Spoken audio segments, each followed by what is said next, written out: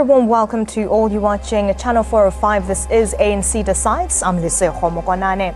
The ANC succession race is down to the wire. Predictions from each camp indicate that Nkosazana Dlamini-Zuma will emerge as the ANC's first female president. Let's take a look at how the numbers look like.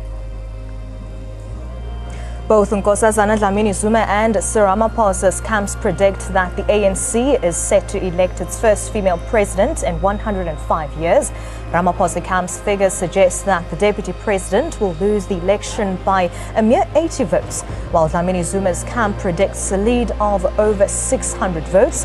Meanwhile, horse trading and lobbying is expected to be in overdrive until the 5,240 delegates make their mark on the ballot paper. The jury is out on who will emerge victorious. Now let's take a look at those numbers from the NDZ camp sources first. We take a look at the Northern Cape for Cyril Ramaphosa, 176, and for Nkosazana Dlamini-Zuma, only 21. Moving on to the Western Cape, 125 for Cyril and only 57 for Nkosazana. Then the Free State, 83 for Cyril and 326 for Nkosazana. The Eastern Cape, 486 for Cyril Ramaphosa and 162 for Nkosazana Dlamini-Zuma. In Mpumalanga, of course, 74 votes for Cyril Ramaphosa, 662 for Nkosazana Dlamini-Zuma. In the Northwest, 108 for Cyril and 430 for Nkosazana.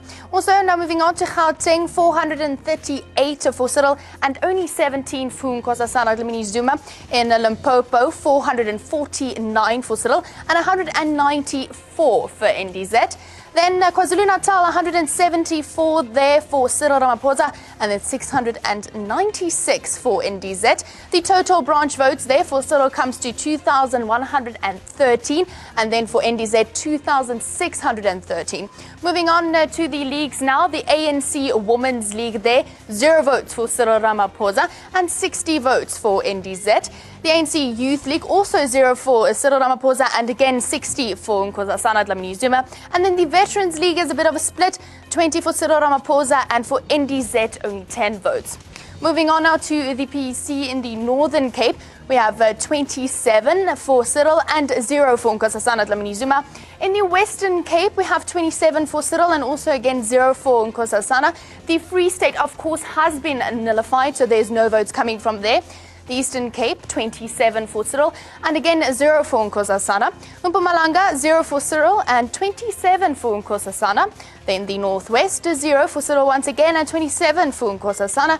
And then in Gauteng, it switches again to Cyril Ramaphosa, 27 and Nkosazana Dlamini-Zuma there at 0 votes. And taking into account all of the votes, the PGCs, the provinces, the PGCs, the leagues and also the NECs, we take a look there, then the total votes for Cyril Ramaphosa comes to 2,286 and for Nkosazana Dlamini-Zuma 2,880. Now do remember, this is based on data sourced from both camps and Nkosazana Dlamini's stats was calculated on a reduced Veteran League delegates.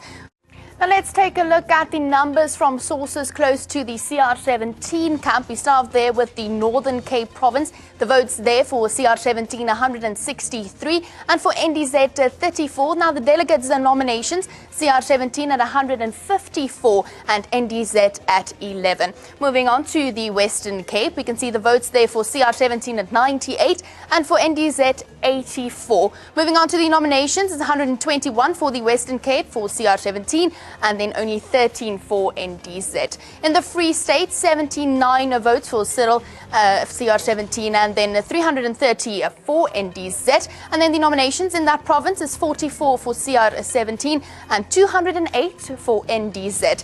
In the Eastern Cape, the votes for CR17, 490 for NDZ, 158. The nominations in that province, 423 for CR17 and 61 for NDZ. Mpumalanga, there the votes for CR17, 323 and for NDZ, 413. The nominations there for CR17, 177 and then for NDZ, 123.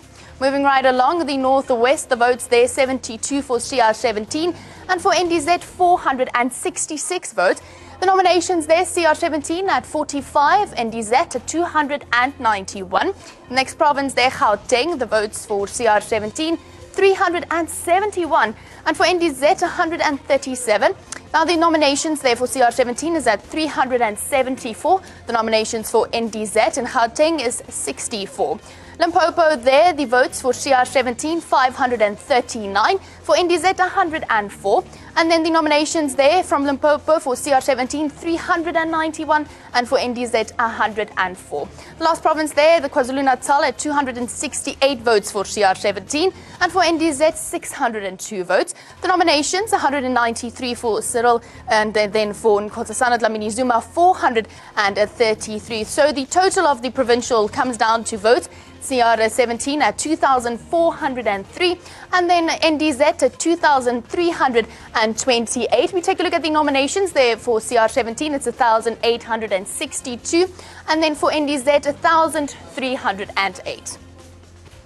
Now the leagues, the ANC Women League is 0 for Cyril, and then for NDZ there is 60. For the ANC Youth League, we can see again 0 for the CR17 camp and 60 for the NDZ camp.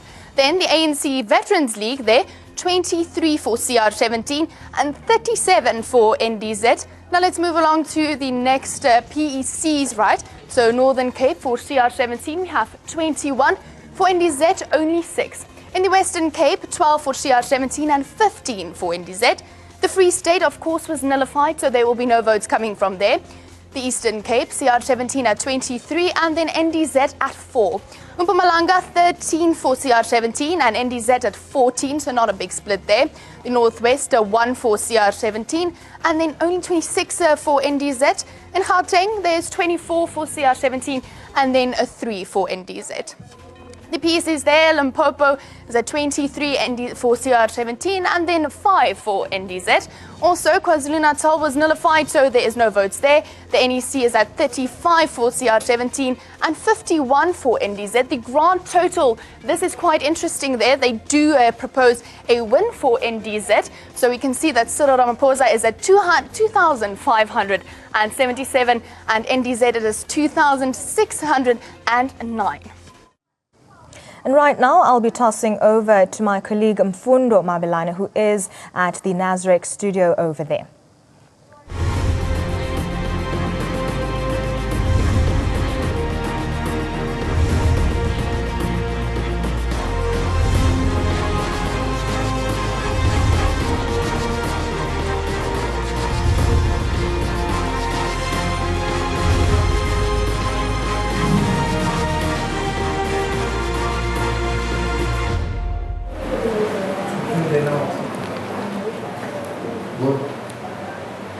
Thank you very much to my colleague Liseho out in our Midrand studio. Well, welcome to our special 1-hour broadcast here at the Johannesburg Nasrec Expo Center. It's still ANC Decides, the show that gives you up-to-the-minute reports, commentary and analysis building up to the elective conference, which is just a day away. Now, today we're going to cross over to our reporter Nomusa Pungala, who's also out on the grounds here at Nasrec. Nomusa, warm welcome to you. Just take us through today's events. It was not without drama. We saw what happened in court. We know that the PEC, the Free State, at least the conference has been nullified and all decisions taken there, as well as the PEC in KZN and the Northwest, although the Northwest is confined to just the REC. Take us through those judgments.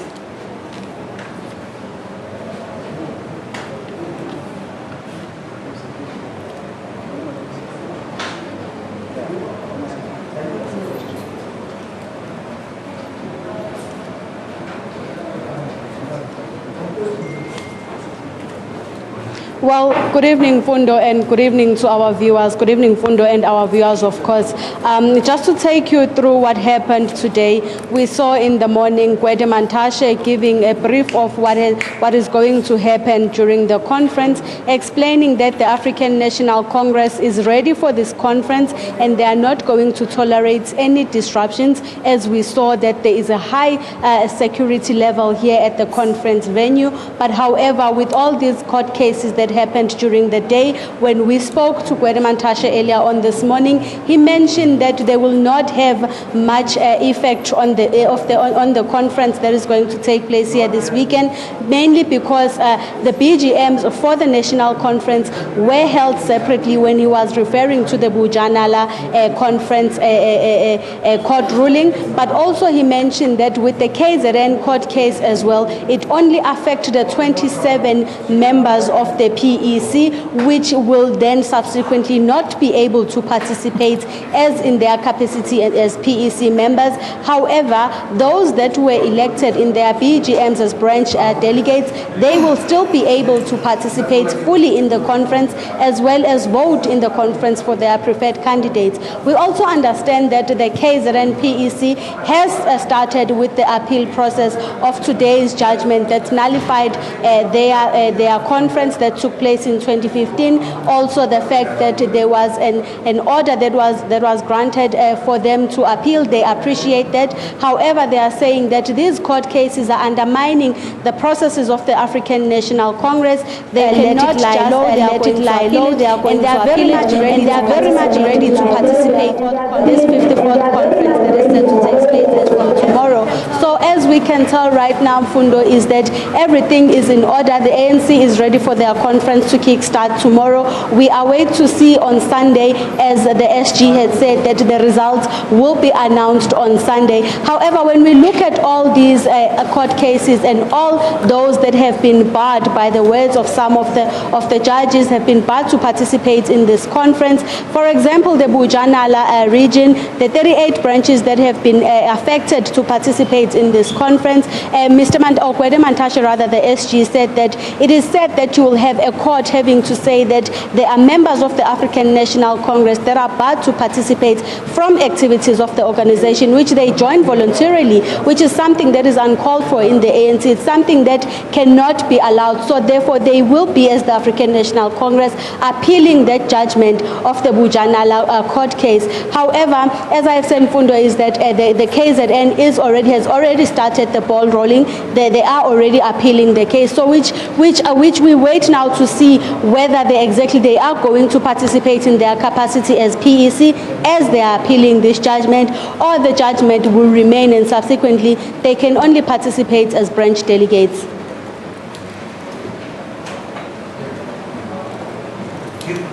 Thank you very much to our reporter, Nomusa Pula, just taking us through those judgments from today. We're joined now in studio by political analyst Kim Heller. Kim, a warm welcome to you. Thank you. Nice to be here. No, it's always a pleasure to have you with us. A very eventful day, as we just heard, those judgments. Perhaps to start with the PEC in KZN. It was the biggest story a bit earlier on in the day before we get to the Free State. Now, when it comes to that PEC, and Dumseni Ntuli was just saying that, you know what, it's a negligible amount anyway. It's just 27 votes that perhaps NDZ will no longer get.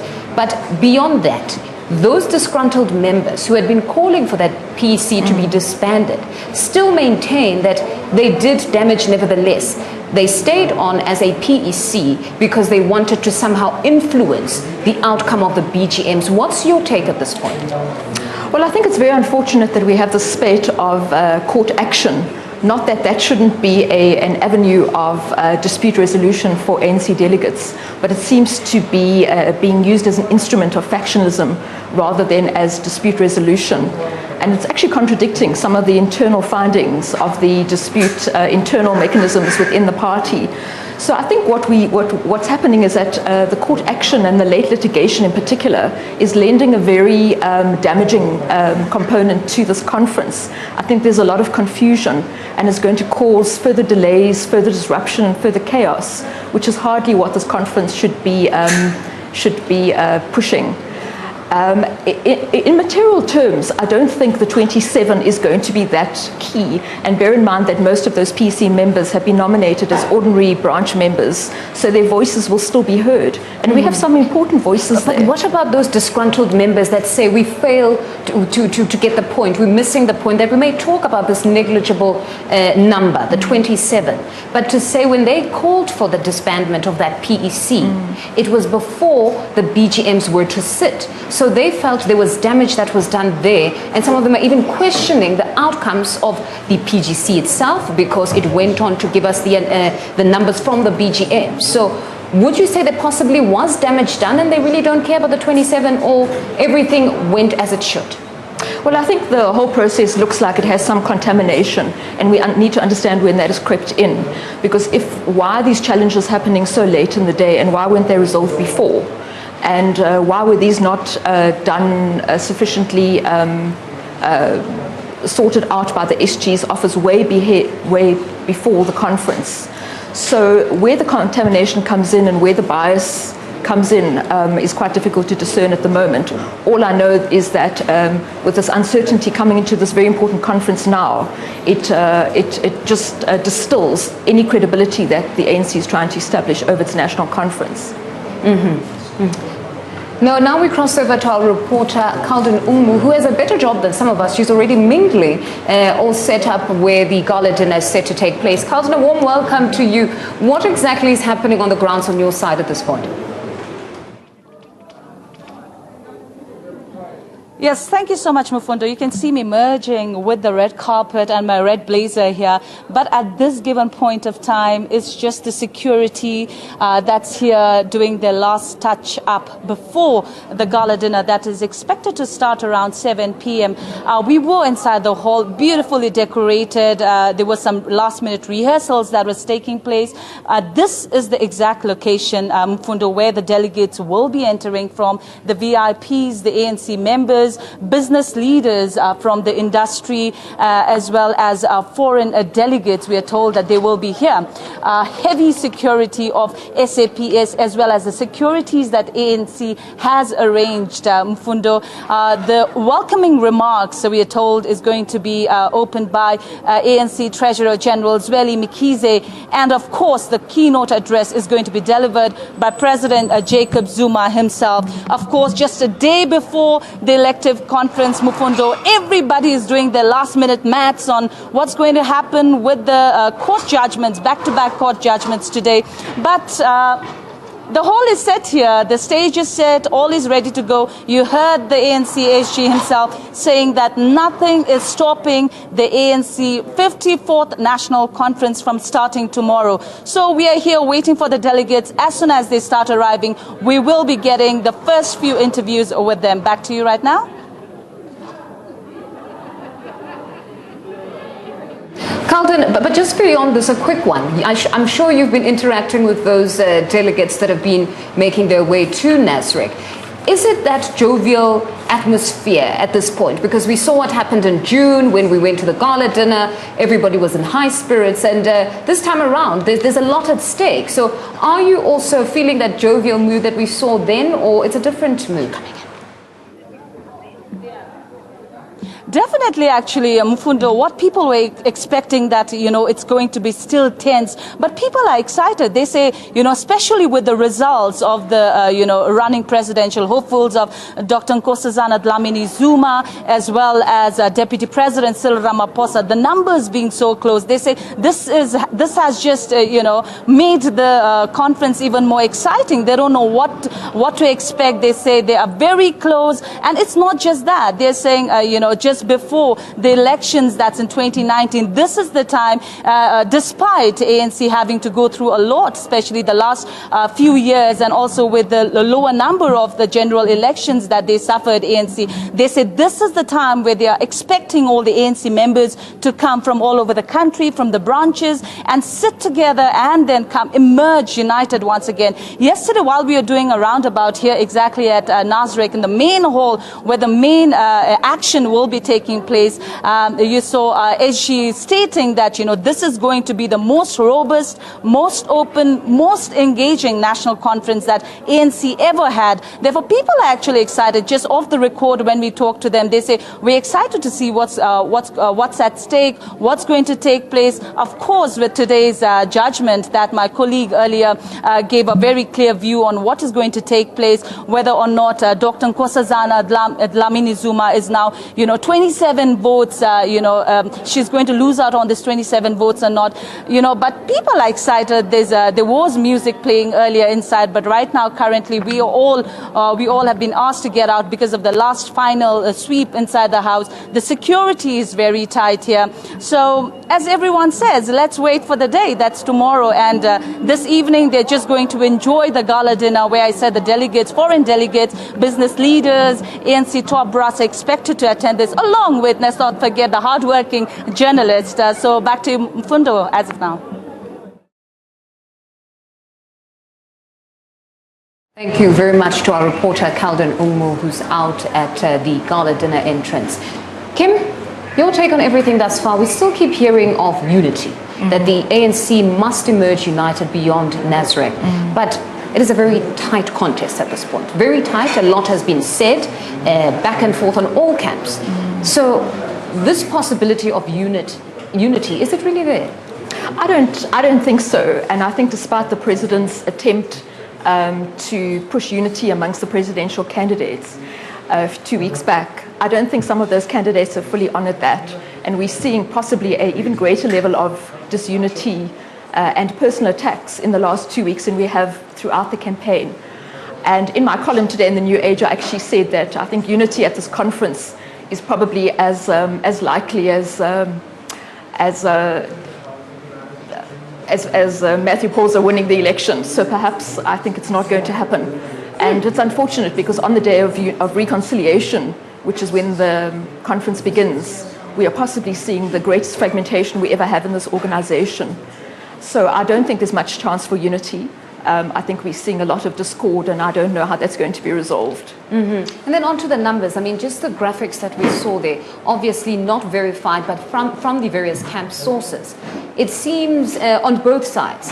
When we saw the nominations, there is a significant rise in terms of delegates for both, because many had thought that if we're saying NDZ has 4 provinces and Ramaphosa has 5 provinces, somehow the delegates would be more on the NDZ provinces that nominated her. But it seems both of them have risen extensively. What's your take of those graphics in terms of the numbers? I think it's a very close race, and I think there are too many unknown factors to still call it, even as we a day before the conference. And we have yet to get the final numbers. I think the SG is only giving that figure out tomorrow. We don't know how many warm bodies, voting bodies are going to be here. And I also think that what we've done in the media is we projected delegates as pre-programmed pawns. We've also projected them as traders of votes for money, when they're actually thinking human beings with their own perspective, which may not even always reflect the branch mandate. We have no way of checking that. So I think they can do anything. I think there's an opaqueness still about the unity vote. A lot of people are allocating that to Dr. Dlamini Zuma. I'm less certain. So I think we're going to see a very small margin between the two frontrunners. And then we may just get, which I've spoken about, I think, to you for the last week or so, is the X factor of a possible floor nomination, which could change everything, not only with the presidential candidate, but with the other top 5 positions, which I think we probably spent too little time speaking about. But how likely is that? How likely is that? Because we had a conversation yesterday, we even had our editor-in-chief, Mohsin Williams, here saying it's highly unlikely. From where he's been standing all along, it's been the 2 candidates. They were going to be the front runners, and these 5 were just merely either a distraction or just eager to be part of the race, but it wasn't something that was going to happen. I think that is always a possibility. And once again, my comment about delegates. Delegates are king. They hold the power. They have the power to disrupt. They have the power to overrule any premeditated outcome. And I think for anyone who's been at a conference before, you don't know until that very moment. Things change, slates change, alliances change, and we may see a configuration of leaders emerge that we did not envisage and that we haven't predicted accurately. Let's welcome political analyst Jackie Shandu. Jackie, welcome to you. Thanks. Good afternoon to you and your viewers. No, it's always a pleasure to have you with us. Now, we're discussing the warm bodies now. We've moved away from talking about nominations. We're now talking about the warm bodies. We're yet to get the accurate number of delegates that are here. But some are saying this needs to be the last ANC elective conference where you have a minority voting. We still need 1 member, 1 vote. No, I tend to agree. That's the heart of democracy. In fact, even the anti-apartheid struggle was premised on the principle of one person, one vote. It's called the universal adult franchise. So we need to see democracy reigning supreme. And the ANC is a very mature liberation movement, but not only liberation movement, governing party as well. So it has gone through the ranks. It has a well-established administrative machinery. So there is no use to somewhat guide this guided democracy that we see. Then it begs the question, to whose convenience is this old-fashioned type of voting? Because you talk about a well-established administrative arm within the ANC, but somehow they're so backward when it comes to voting. Is it to the benefit of some? Well, the reality is, one of the worst mistakes that most liberation movements, governing parties, have made in Africa, and the ANC is no exception. And it's quite disappointing that the ANC is no exception because it had enough time to learn from the follies of Frelimo, MPLA, or FLN in Algeria, all other liberation movements that converted into governing parties. The pitfalls, as Fanon would say. So what went wrong from 1994 up until now is the cadre production, the party school, the political education. And without that, if you're not able to produce grounded, disciplined, revolutionary, ethical, and committed revolutionaries within the party, you leave the party somewhat vulnerable to vultures. And then we have in South Africa in particular, white capitalist vultures through their money, right? Because delegates can always be bought off if they are not grounded, if they have not been through the ranks, particularly through the party school, to say, this is what this organization is trying to achieve in this country.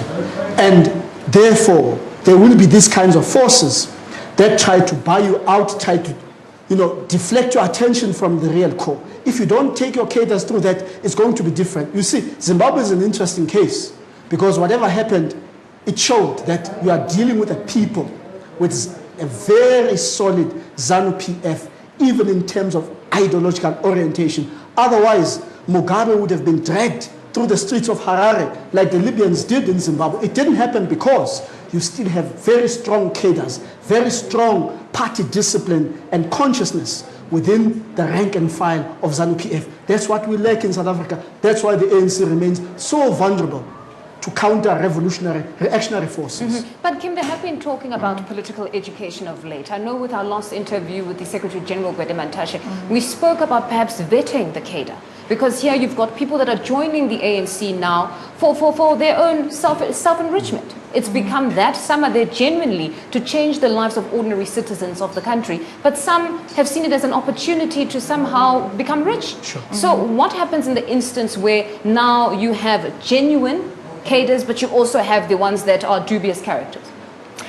You know, I think, as I said a few moments ago, I think the delegate has got some very bad publicity heading into this election. And I think that's unfair. I think on the whole, and engaging with a lot of delegates, they are, to me, they are armed with integrity. They are armed with a desire to see the ANC lead, and they have a genuine care for the people of this country.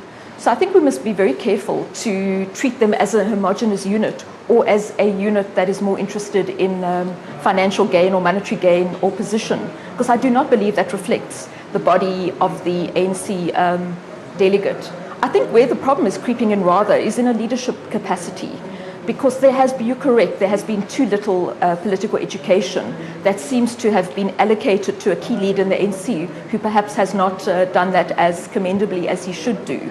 So I think if there's any lack of education or any problems with cadres at the moment, leadership must come to the fore and take full responsibility for that, because they have led quite poorly, and quite honestly, they are not being exemplary role models for a younger generation of ANC leaders, and in fact, for young people looking to the ANC for a political home. So I think that is where the blame should reside. Now, you came just after the first half of our show, particularly on the judgments. Now, to the Free State today. We know that the PEC there has been nullified, as well as the decisions taken at that PEC. But now I went on to listen to an interview a bit earlier on with Thabo Manyoni, where he went on to say that vote rigging is rife in the Free State. He was part of it. He's had his Damascus moment. That was disturbing. That was disturbing because this is a deputy, a former deputy. And he goes on to state this. Should we believe it or should we not? Look, I mean, it's telling that on the eve of the elective conference, he happens to have his Damascus conversion, as you put it. It's also telling that the judicial, the courts of this country, decide on the week of the conference to have these kinds of judgments, these kinds of rulings, you know. But it also speaks to a very problematically constructed political experiment in 1994. I think the ANC might reflect and say, with benefit of hindsight, perhaps we were a bit too keen to clinch the deal. Because insofar as the Constitution speaks of separation of powers among the branches of government, the executive, the legislature, and the judicial, in reality, in practice, the executive and legislature, more often than not, tend to be subordinates of the Constitution, of the judiciary. And quite honestly, we're not dealing with a transformative and progressive judiciary. And we must come out frankly and openly, without any fear. Judges can and must be criticized. So there must be checks and balance mechanisms with all branches of government. What we've done wrong in this country is to romanticize, to idolize the judiciary.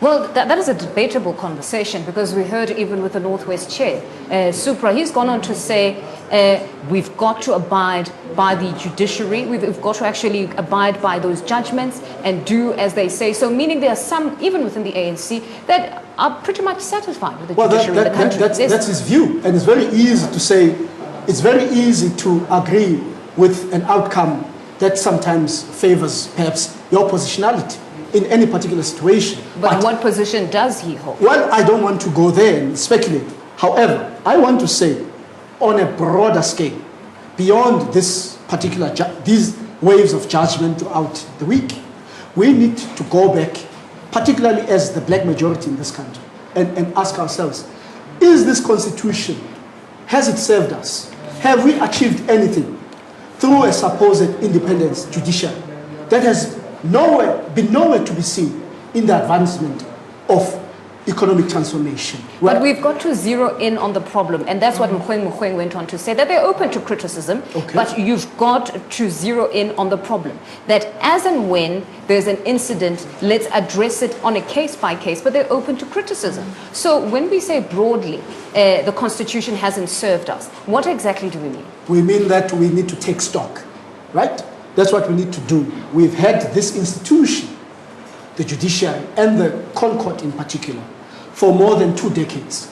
We need to say, how has it advanced? Because this democracy of 1994 comes on the back of 350 years of systemic and institutionalized oppression of the black majority by a white minority of settler origin, right? And it's very telling that this constitution does not speak of that, in the same way that the American Constitution does not speak of slavery. So this is the willful selective ignorance, particularly on the part of white academics, white liberals, and so-called white Marxists.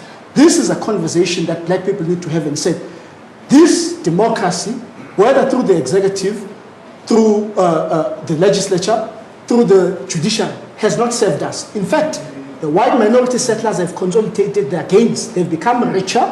They own more wealth. In fact, studies all say the white minority settler community has made more economic gains under democracy than they did even under apartheid. The ANC should be ashamed of itself. It has worked as managers of a white supremacist state that has continued to give more wealth, more power, more advantage to the white minority. So this uncritical submission to the judiciary, it just speaks of liberal tendencies that have crept in the ANC. Kim, your take of all of this? Because I also want us to touch on the amendments that some are calling for in terms of the NEC being given more power to hire and fire. What's your take firstly on Jackie's argument there?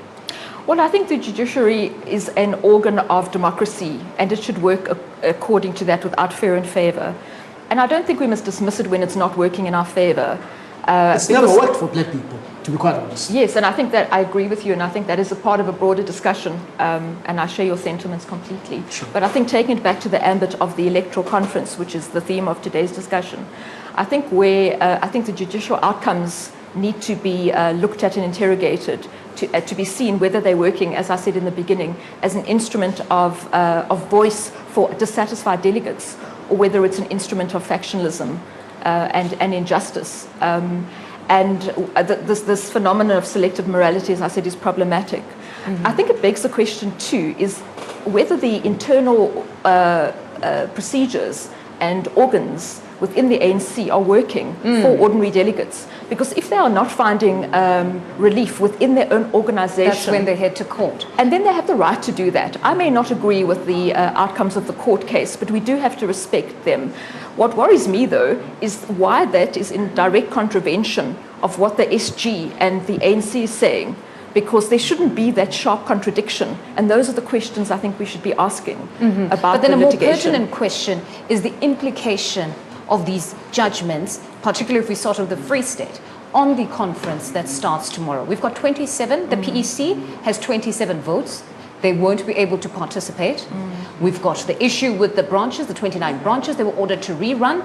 There was an issue there. So some say this is a negligible number, but is it really that 27? We know it could have gone to NDZ, but are there further implications or more implications on this elective conference? Look, the status of those branches and those delegates are under question only if the ANC submits itself to these rulings that are clear indications of judicial overreach.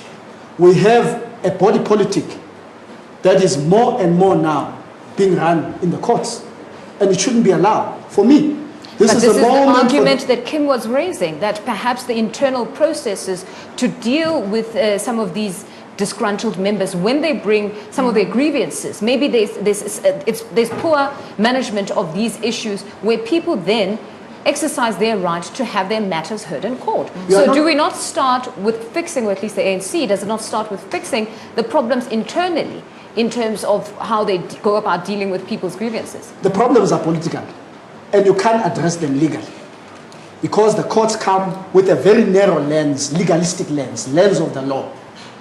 What standing does this particular process have in law? That's all the court worries about. The problems are political in nature within the ANC.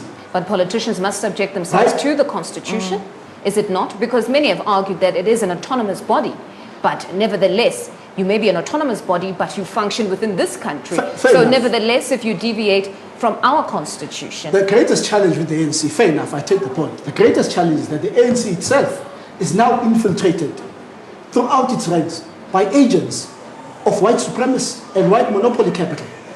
And those, in the main, are the ones who are very quick to run to courts. Because tomorrow you have a conference where it's radical economic transformation versus continuity with white supremacy. It's that clear, right? Listening to Cyril and his New Deal, well, not new in any way, but he calls it new, and listening to the principles of the RET. He said it was clever messaging. There was nothing new about it. He's gone on to admit it, so let's give the brother that. It's nothing new. He says it's just clever messaging, and they say radical economic transformation remains an ANC policy position, so it belongs to nobody. Absolute nonsense. If that were the case, then we would have seen redistribution, redirection of resources in this country. It has not happened. The fact that you have had whites, a tiny white minority, less than 1% of the population, dominating more than 90% of the economy, owning almost 80% of the land, it tells you. But it was the pace. Kim, your take? When the SG goes on to say that radical economic transformation is a policy position of the ANC, and then Jackie says it's not. Is it a pace issue or what? Well, I think it is a pace issue, and I've spoken out openly and very articulate, well, hopefully articulately, but very loudly about the slow pace of the ANC in dealing with white capital and how timid they are in dealing with the issue of white monopoly capital. I think I sat in this seat at the policy conference and said, why are we having a debate about white monopoly capital? It's absolutely ridiculous. But perhaps the issues all goes back to effective policies. And then we have to look at effective policy implementation. So perhaps it's a time now for the ANC to look at their policies very clearly. Are these policies that can take South Africa forward, or are they still trapped in the compromise of CODESA? And they could well be. So I think it's a moment of great introspection for the ANC. I'm just alarmed and worried that policy is going to be given hardly any airing time over this next few days. It will. It's just it seems that members at this point are more concerned about who's going to lead them. But they will. We've heard of the amendments that they are to discuss, the powers that perhaps must be now conferred on the NEC to be able to hire and fire these public servants. But it seems people are still bogged down with who is going to be the new leader of the ANC as opposed to policy, which most South Africans want to know about. Absolutely, and that's unfortunate because the battle for the ANC, there seems to be a bit of a war, and we may see something unfold that might be a battlefield here in the next few days. But the war for the ANC actually begins after this conference, the day after this conference. It's probably 23 years overdue, and I support Jackie's perspective. And that war needs to be declared, not on itself, as seems to be happening at the moment, but on structural poverty and inequality. And we have to be honest, the ANC has done this less well than it should have done. So perhaps it needs to review some of its initial policies. Is something like the Freedom Charter sufficiently equipped and policy rich enough to enable real transformation in this country? The fact is we have not seen real transformation.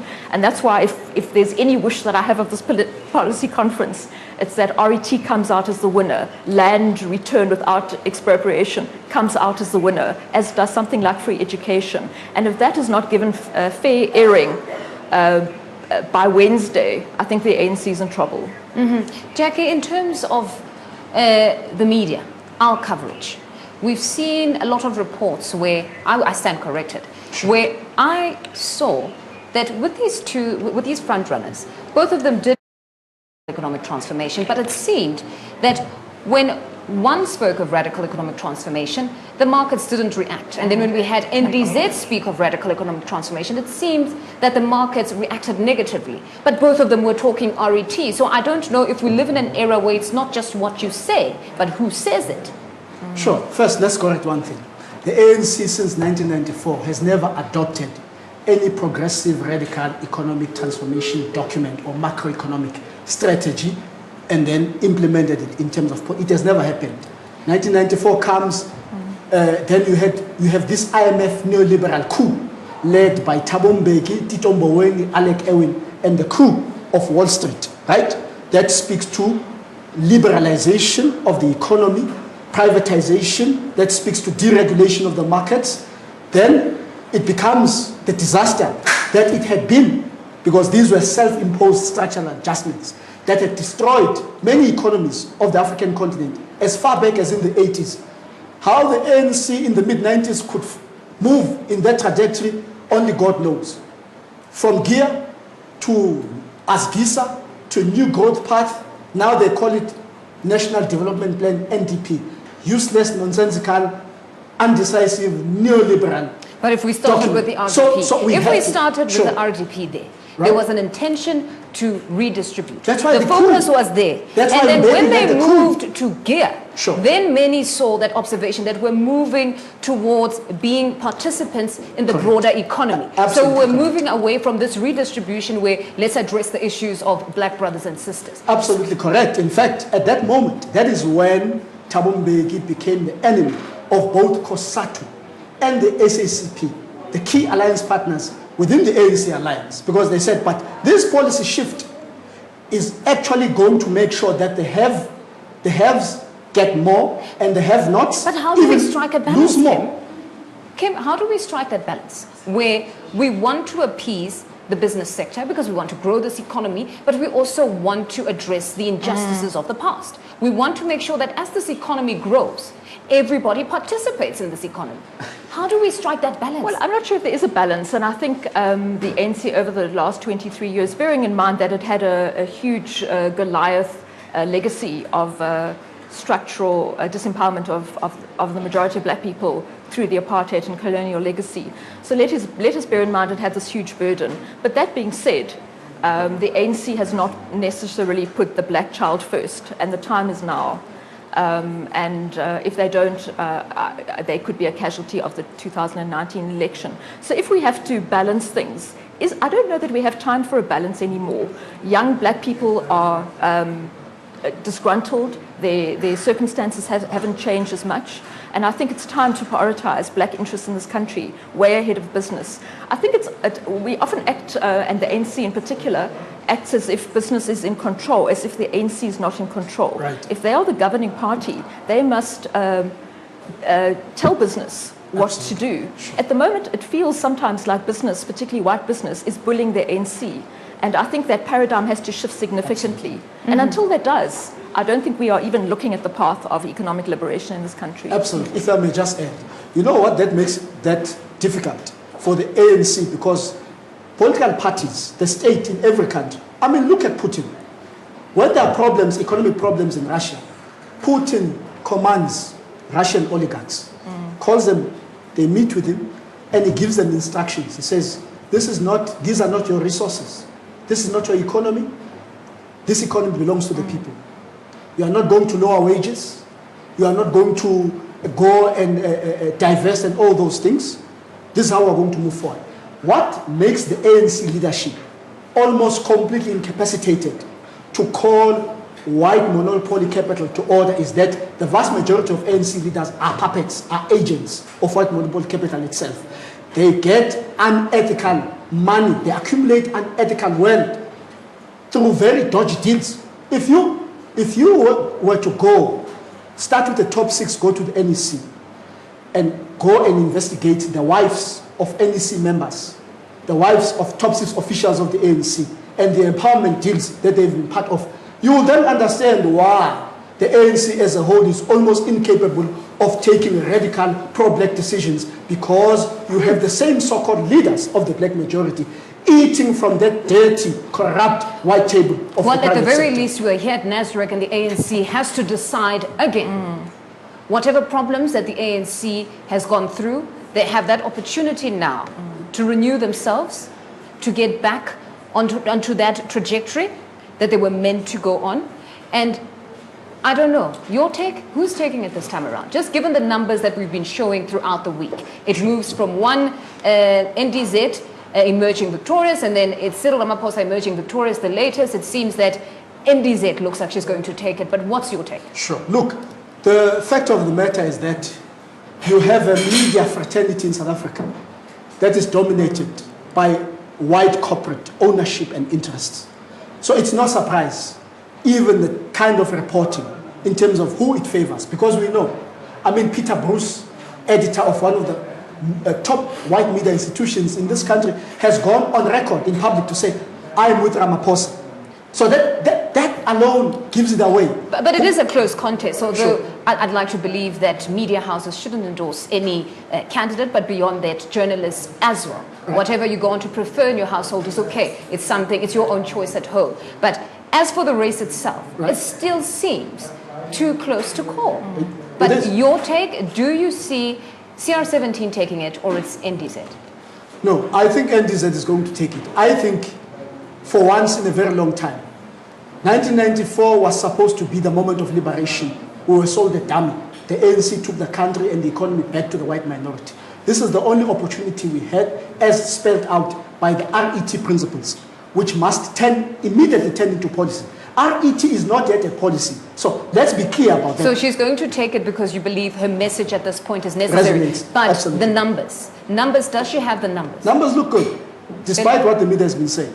NDZ will be president of the ANC tomorrow. Definitely. And you base it on what at this point? Because we're not privy to this. It looks still too close to call, as I keep saying. Sense is going to prevail in the hearts and minds of the vast majority of those delegates.